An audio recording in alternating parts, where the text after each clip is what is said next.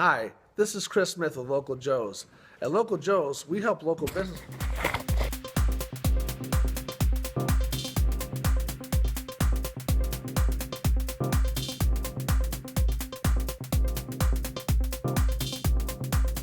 Hi, this is Chris Smith with Local Joe's.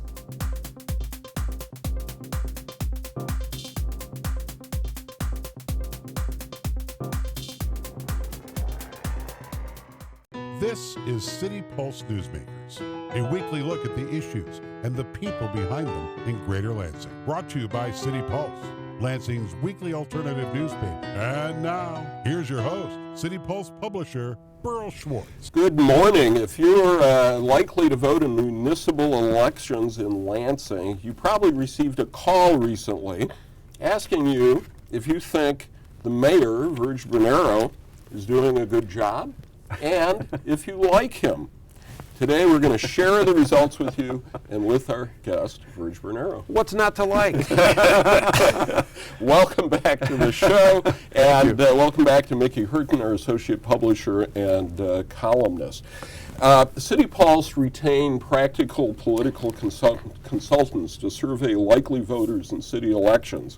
They called 7,000 of the most likely voters with landlines. I knew they called a lot of people because so many people have told me about this. Yes, and as pollster Mark Grebner back then. as pollster Mark Grebner put it, quote, "This wasn't exactly a sample. We called everybody with an emphasis on the word everybody who met the description of being likely to vote in odd-year municipal elections." Essentially, that means that these are very solid results. These are within a 3% margin of error. Wow. Virg, here's what they said. No, what do you think they said? Let's see right, if you good know. question. Well, one lady stopped me at the pie place downtown. I had oatmeal, I want you to know, because I'm still trying to lose 1 million. Heavy in carbs, Virg. I'm and, sorry to tell you. I only had half my oatmeal Okay. with blueberries. But she was there with some friends in a walking club. And she said, I just got a call about you. They wanted to know if I liked you. I said, well. She said, I told them you were doing a good job. I said, well, what about liking me? She said, that's my business. I said, as long as you feel I'm doing a good job, So it was sort of like, you may be an SOB, but you're our SOB. All right, where do you think you came in? I mean, I presume I'm slightly above 50%. Okay. Here's where you are. On the question of performance first. 39% said you're doing a good job. 38% you're doing a fair job, and 24% you're doing a poor job. Now, if they didn't want to answer the question, then they weren't part of the survey. Grebner's assessment on that, overall, the voters seemed to give him a B grade. The second question was, how do voters feel about you personally? The results this time were based, the first one was based on 1,044 people. This is based on a little less, 1,035. Here's what they said. 29% like you. 50% were neutral. That means they don't dislike you. Yes. And 21% do dislike you. This isn't your family. There it is. What's your reaction? I can live with it. It's a tough job, and I work hard at it. I don't throw many softballs.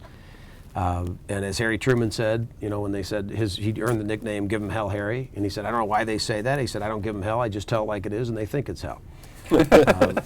I tend to tell it like it is. I got a job to do, and I push ahead.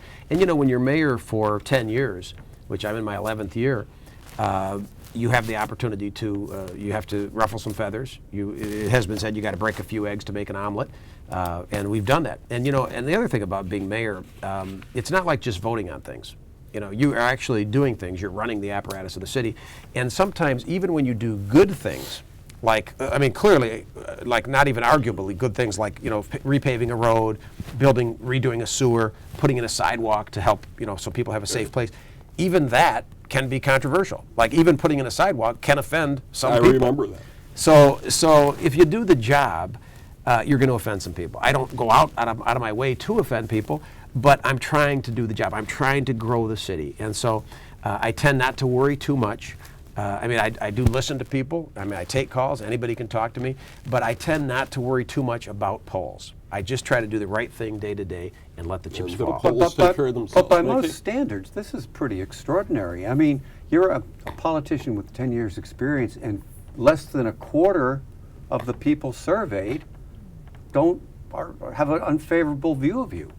So if you compared with Congress, compared with governors, compared with the press, newspapers. compared with virtually everybody, this is a pretty strong performance, I would say. And I think it's good. What did Grebner say it is? He said it's a B. So I can live with that. And, I mean, and again you're the guy after who 10 years. says, perfection's the opposite of the enemy of progress. A B is pretty good for Don't a let perfect be the politician, enemy isn't of it? good. Well, that tells me, but both personally and as a city, we have work to do. And I use the term good to great. I've used that for a long time. I read the book, but I like the concept. I think Lansing is a solid good, and I'll take the B and strive to do better. I think I can do better personally. I think the council can do better. I think we can do better together. I think the city can do better, and I believe that. And I see a lot of good things. I know we're going to talk about that. I'm not here just to cheerlead, but we have some real things to crow about in Lansing. People that visit here, and people that stay here, but people that have gone away and come back. I just talked to a guy who went overseas, was in the Army, went to serve our country, and came back after a 4-year stint. And just this morning at LCC at the FHT meeting, he says, "I can't believe it. Wow." He says, "You're just doing a phenomenal job at the city. I feel the energy and all that." And I get that a lot from people that have come back and say, "Wow, we see so many things, more things happening." The General Motors story. I mean, we had a chance to potentially lose GM again. I mean, Hollister saved it, and we stared death in the face. Bankruptcy, went through bankruptcy. GM reinvesting here, adding lines, but also it's important that we're very proud of that, to be a GM town. Motor Trend Car of the Year, third one in less than 10 years. Incredible workforce that we have here, but also the diversification. The high tech companies, spin-offs of MSU, and then finally, I see us coming of age. I see Old Town really now, seems to be humming on all cylinders. I see Rio Town coming up, downtown doing well. And these are some of our signature locations. I see people, moving back to the city. We've plateaued, as you know now, for the second year. Not only have we had two surplus budgets these last 2 years, so we've solved our short-term budget problems, but we've also stopped the population decline. We've had slight increases in the last couple of years. So when you look at what makes a great city, and we want to go from good to great, you got to be a place that people want to be. And see, that's the thing. An emergency manager can balance the budget, but they're not necessarily going to make quality of life. They're not going to make it a city that people want to move to. And I said, and I've challenged the governor about this, we should do more than an emergency manager for cities. We need to make sure that we're doing a quality of life measurement, not just a measure of the books and the ledger, does it, the green shade, but is it a place that people want to move to? And I don't think too many of the places where we've had emergency managers can say yes, they've done that. And that's what a mayor and a city council and a community can do together, is make it a place, a viable, sustainable place that people want to be in. I see Lansing becoming that place. I see us going from good to great. And Hollister used to use the term world-class city. I've used the term great Midwestern capital city, a la Columbus, Madison, Indianapolis. And I've always challenged my staff and us as a community. Are we headed more toward, I don't want to say Flint, are we headed more toward, South Bend, or are we headed more toward Indianapolis? And our goal should be to look more like Indy and Madison and Columbus. And I think we're headed in the right way. But Indy is successful in large part because of the consolidation with the county and the regionalization. Are you pleased with the progress that's being made on regionalization? I am pleased, but not satisfied. We talked about this a little bit this morning at the FHT, the financial health team. Regionalism is still, untapped in terms of what we can do together.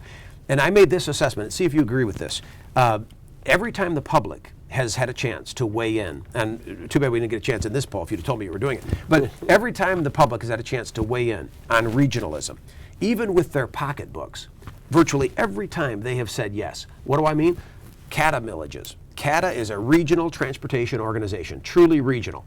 Virtually every time they've asked for a millage for a specific cause, it's gone through. The people support regional transportation. Right. CATL, Capital Area District Library. The people voted for it. They had that opportunity and they supported it. The regionalization of the zoo having a countywide zoo millage. People had to, and then this is taking money out of their pockets, and they voted yes. And then most recently, the trail millage, the river trail. We said, let's regionalize the river trail. Let's make sure it's a regional approach. People said yes. So I think that the people are ahead of the politicians on the issue of regionalism. I think people understand that we're interconnected. They might work in Okemos, live in Lansing, work in Okemos. But there isn't the kind of animosity. There aren't the kind of walls between communities here that you see in some other regions. So I think we have the seeds of really, truly effective regionalism. We see we're making great progress with the fire, with Randy Telefero. We share a fire chief with Lansing and East Lansing. We're working closely with Delhi Township. We're making real progress toward a regional fire authority. And we're making actual real steps in that. There's a number of other ways that we're working together. So I think there's great promise. I think under Dave Hollister's leadership, under Luana Simon's leadership at Michigan State University, we can go farther. But we politicians have to find a way through the fiefdoms and through the parochialism and just really, frankly, get to where our citizens are and get people relaxed a little bit. We're not trying to take their money. It's about working together. I think we can save money and be more efficient. If we can break down some of these some of these barriers. But how are you going to get the politicians? Because that's been the rub. And you've seen that. You see Lansing Township, which is essentially a world unto itself. I mean, it doesn't even share its revenues among the different parts. It locks it all into the eyed world up there at Eastwood. East Lansing, yeah, maybe, but it's still a community, as I will point out, doesn't even share its books in the library. And it doesn't even have a municipal cemetery to bury its dead. I mean, it's an incredible town. So how do you deal with these people? Well, I think there's going to be change. Kathy Rogers announced her resignation will happen in February, I guess, or March 1st. Right. So there's going to be change in Lansing Township. That's an opportunity for us. Lansing Township has been a difficult spot. Sometimes, a smaller community like that can feel a little bit besieged. I think in the case of Lansing and Lansing Township, because we share the name, and then because they're 5 non-contiguous pieces surrounded by Lansing, there's been a little bit of a siege mentality over there that I hope we can overcome. I'll commit to working harder to do that, to work with Lansing Township to make it happen. I think, I've made no bones about it. I think we could more effectively take care of their police and fire needs. We could very easily incorporate them into it would just be natural and under a service contract. And that is done in some areas. Delhi contracts with the sheriff, for their police services. So I think that will come in time. East Lansing, we've had a wonderful relationship. We had a great relationship, again, sharing this fire chief under 2 mayors and now 3 with Mark Meadows. And so I look forward to getting to know. There's some new council members. I know Mark, I've known him for a long time. We've had a nice meeting, a good meeting. I think we'll have a productive relationship. I think that just the natural geography, Michigan Avenue is going to pull us together. I've talked many times about the bookends of campus to capital. This is the economic spine of the region. On Michigan Avenue between campus to capital, you mentioned Eastwood Town Center. A lot of people enjoy Eastwood Town Center. If Lansing and East Lansing had played their cards right 30, 40 years ago, there never would have been an Eastwood, because Eastwood would have been the east side. It would have been Michigan Avenue, would have been our Miracle Mile. But you have to have a plan, and you got to work together collaboratively. We're doing that. I think we're going to build on that. It just simply, there's no way around it. And again, I think Michigan State will be catalytic in that continuously. Luana Simon understands that the university is better when the region is better, not just downtown East Lansing, but the east side, Michigan Avenue, and downtown Lansing. We're in it together. And if we can get this public transportation thing figured out, and again, this is vital. This is vital for East Lansing residents. The river trail. East Lansing residents love it. It's a regional attraction. The students love it and use it. And if we can get this BRT, the Better Rapid Transit or Bus Rapid Transit, we really need. So you're really sold on that? I mean, it's $100 million, $70 million in federal funds, then the state funds, then the local funds. To what end? How much faster is transportation going to be? I think that, again, I use the term better rapid transit. I think that we have got to look at what students use, what students want, what residents want. We've talked about. You can't get people on the trolley. So we should continue to work on that. Well, it's been around. We need for a how survey. long? We need a survey, I guess, on transportation. Yeah. We need to be talking to people. We need to talk to our constituents. Again, it's not just Michigan State, but Michigan State is the goose that lays the golden egg around here. Not just for East Lansing. They're bringing in 40 or 50,000 talented students of all ages, all ethnicities from around the world every year.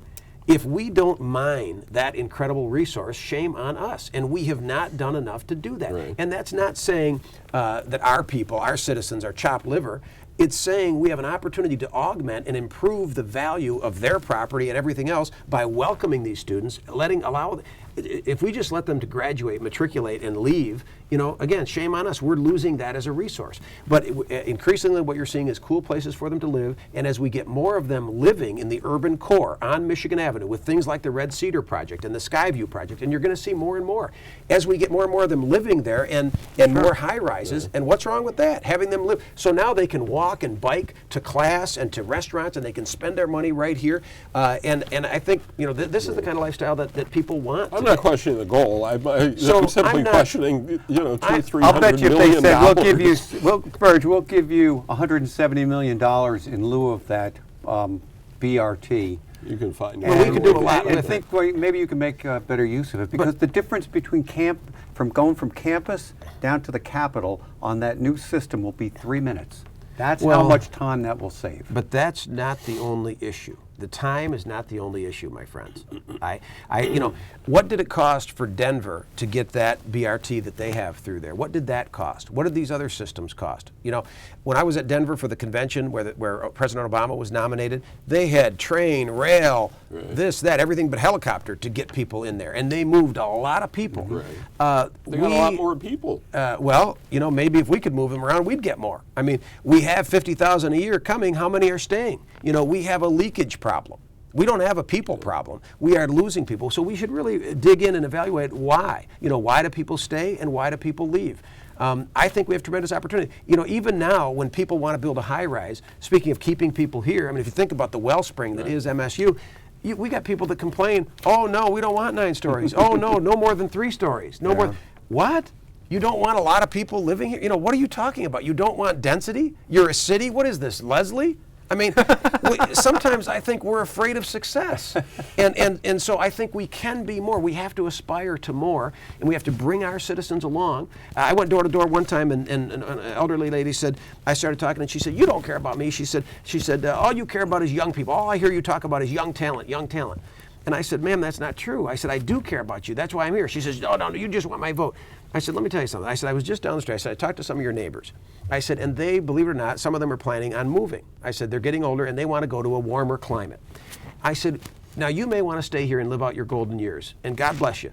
We want you here. But I said, if you decide to sell your house like they are, who do you think's going to buy it? I said, when you hear me talking about young talent, I'm concerned about having a place for them to land, a cool place for them to live, which will be an apartment first. But after they get to know the area, then they want to, maybe they get married, maybe they have a child, they'll be looking for a house in the area. Who do you think is going to buy your house when you leave? This is probably your greatest investment. Yeah. I kind of saw a light bulb might be going off, and she understood.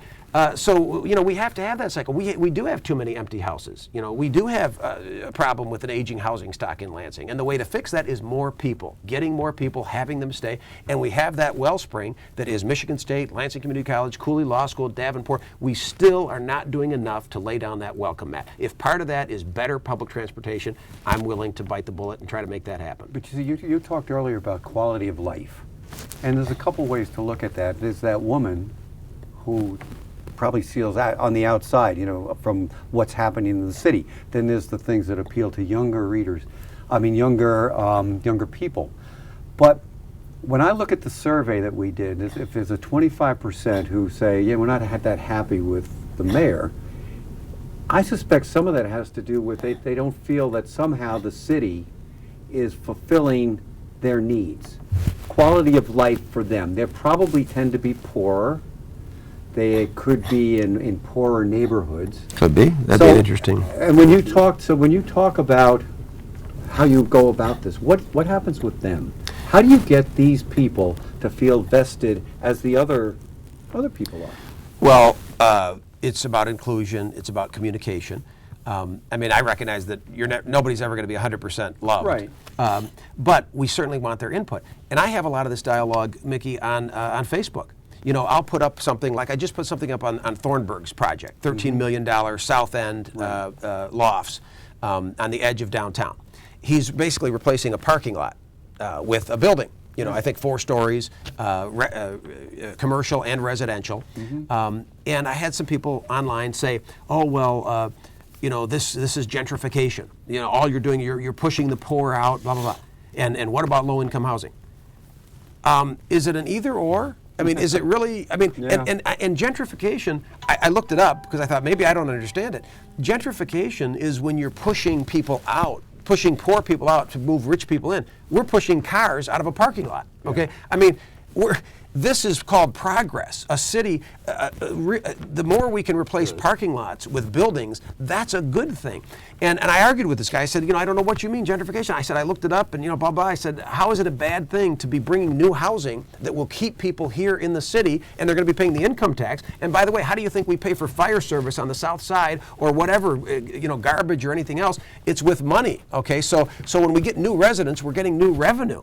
And he said, well, he said, maybe you're not kicking anybody out this time. He said, but eventually, he said, if property values go up as a result of it, eventually costs go up and then the poor will have to leave.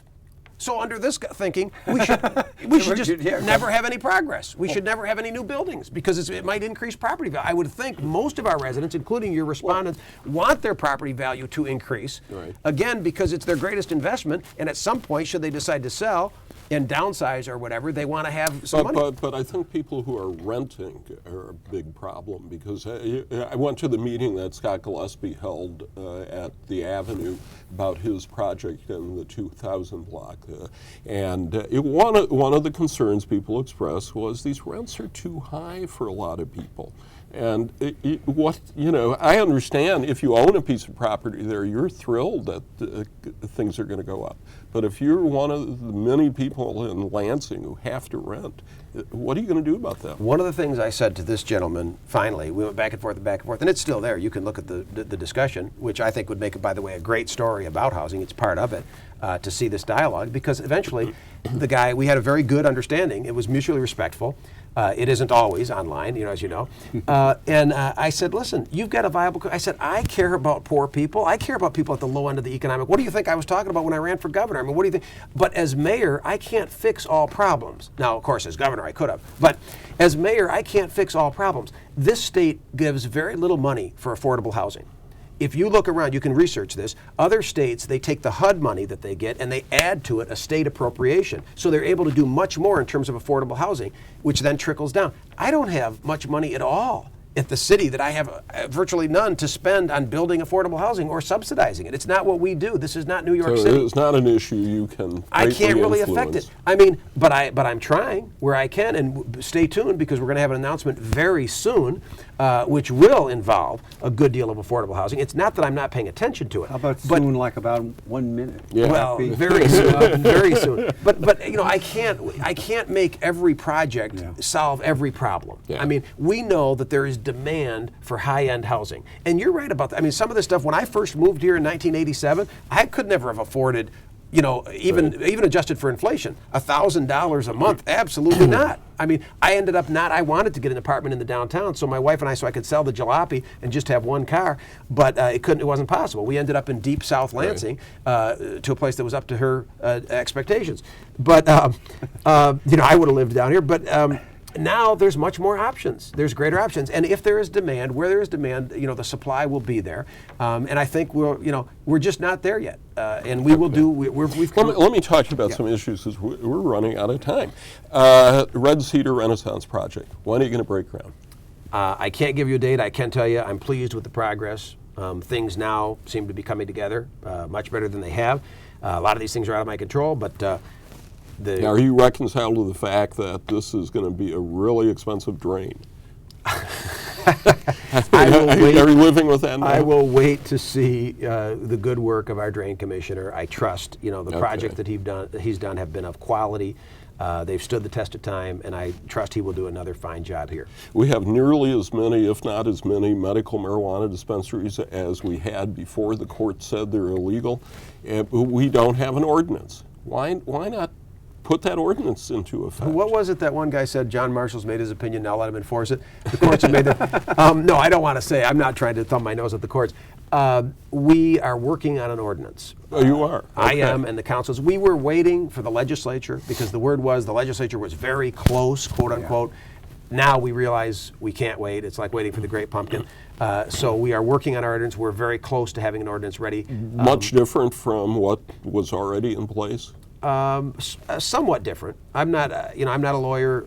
The lawyers are working on it. We're working with the council. My hope is that we can have. I mean, I don't propose ordinances. It's up to the council to do that. But I'm working with them. Right. So I'm hopeful that we can agree on one approach. These people on the south end are concerned about what's going on Cedar Street with dispensaries. I'm sure Jim Herbert is not pleased about what's going on in Michigan Avenue. Are you concerned about the proliferation of these places? Well, let me say, we're going to need your input on this. We're going to need input from the media as well as the public on this. But from an editorial standpoint, I am not terribly concerned. I mean, we're going to address it with the ordinance. I think there's too many. I think there's too many clusters. In terms of an overall number, I sort of feel it's a supply and demand issue. In the past, as you know, it's been illicit, and so we've pushed it underground, and it's been in neighborhoods, and it leads to crime. People have pointed out that some of these marijuana dispensaries have been broken into. My God, they've been knocked off. It's creating crime. And I'm like, well, not as much as banks. The banks seem to be a real problem. That's what we need to close. A new one is opening this weekend in a bank, the former National City Bank on Cedar. So, I mean, my thing is, I don't get real worked up about it because I think we're in a transition period that this is going to take a while, this move toward decriminalization and what I call normalization. And it's unsettling for some people. There's no question, and a lot of older folks in particular are unsettled to see a marijuana leaf on a sign. Guess what? People use it. Okay, I'm not one of them, but people use it, and it has unquestioned medicinal value. Unquestioned. Right. I'm with Sanjay Gupta on that.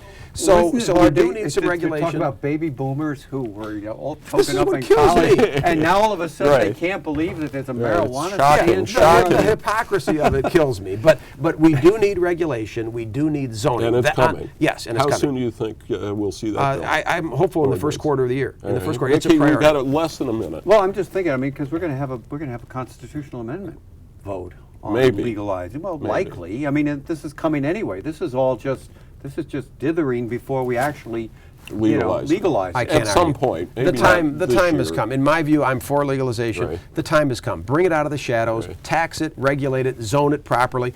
But come on, I mean, it's no worse than alcohol. Let's get off it. Let's make sure kids don't have access to it. Let's make sure we have education, taxation, regulation, but do it and do it right. Don't The criminalize. presidential primary is coming in Michigan. Hillary or Bernie?